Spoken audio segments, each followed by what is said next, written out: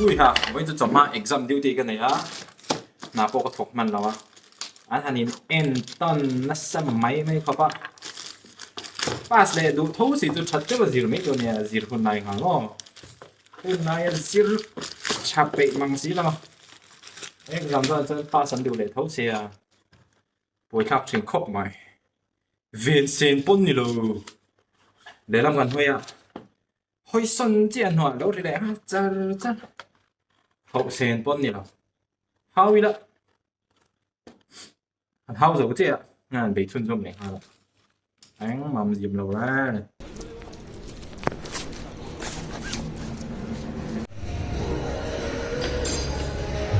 Ôi, anh nghe đâu? Kí hole? Video mà sợ mà comment section là zone mình zone tụt tan.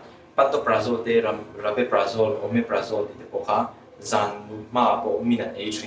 Video mà sa hang ka sai do. So it's personal choice. Ha. Happy 46th monthsary. Ha. Ha.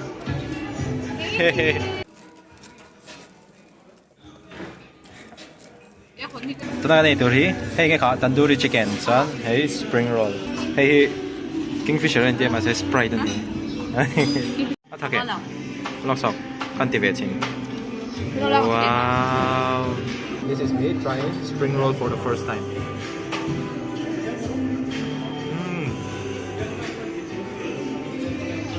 it's so good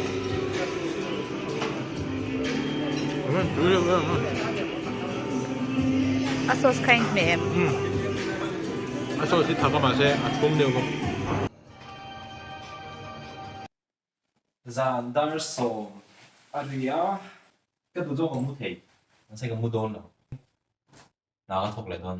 Zing dar khadle minute som tum pasari muta chok to tu heta figure ho zong hi zia hi heta hian te ka tai phlava ka ni ai deadline an hai dal to ga man mo thak bok sia an thok tak ka ni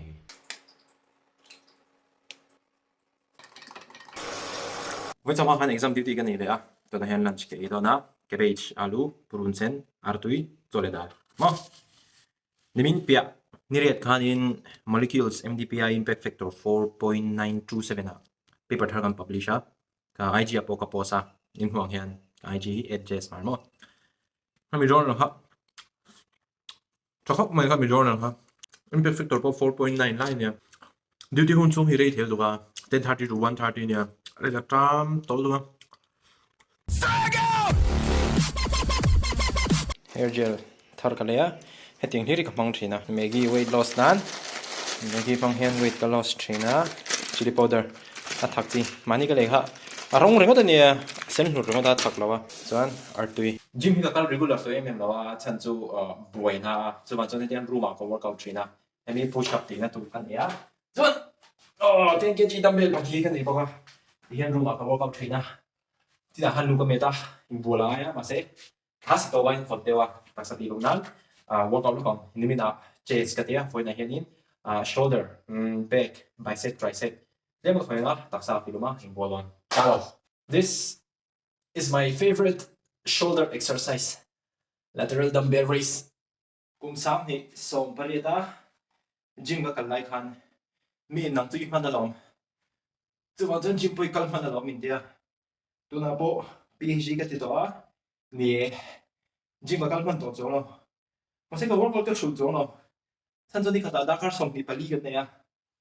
Ka ti man vek. Tumro da te.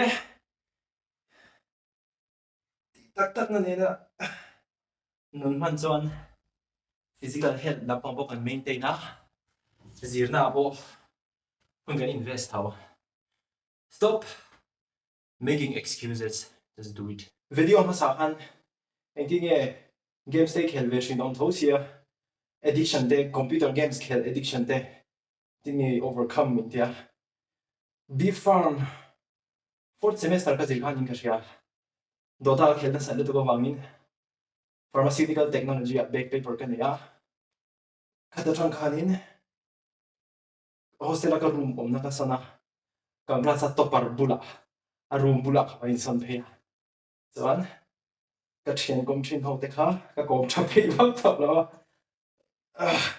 do ta kha tho le khata hanin ka khel top chong lo ka khel zi zo tho ma se ka om na hun cái environment ka son le ka thian kom thin te ma ka thak le khan han min pui ani do ta khel addiction overcome to han san chu do ta ka ke ma po han jing dar thum dar level theng de khel thina an cher che thei ni ka de hunai ha chan ka de hanin ka om na environment ka sona ka thian kom te ka thla ka thla thang ma ka class to para bula arum bula ka in sana de han do ta addiction ka le gen ka thim addiction ka ta ka overcome ka ni back paper ka ni semester ka fail ka tang phei chang voi khat ma ye game khel tak tak hen voi khat ma khel ne to la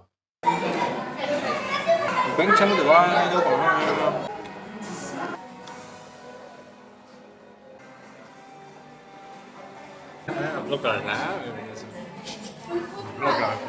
Zai tu Portugal chak lo tat mai poi le tok. Bố này sẽ tụi này hiện in dar som bạn hi lệ chân về nia na cái thọc dấu đều chứ à. Ni sang mai le dong se zani tu kan mum ha beng. Oh, good morning Jazers. If you don't do drugs, if you don't do alcohol, if you don't do tobacco, then you are going to be different, unique, and exclusive. Atsan zu zuglem ponte, zu drugs without telo po hian shing ni hlim, tagin man thai ni mom. Ani mai na thok chak le to tak. Let's go! Let's get it, man. Good. Kan hostel cook te hin thiam to ba. Puri le ro te hin siam tui the tuk zen han. Tam kidney bean chin pe thina tiang. Chana tiang chi mo. Protein le fiber ta ma. A se se ba di to. Ka lifestyle hi active em ma. Ka thu ka mang na sa. Cha din ding ka workout boka. Chu wang cha din multivitamin zinc COVID le calcium hi. Ni ding ka aging. Hey, to na po laptop ka in chop le ta. I'm gonna work for like probably 1 hour before I head off to church.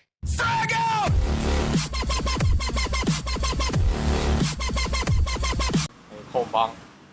Xong rồi lá. Chúng ta là hôm nào in. Thaกันแล้วไอ้ทีวี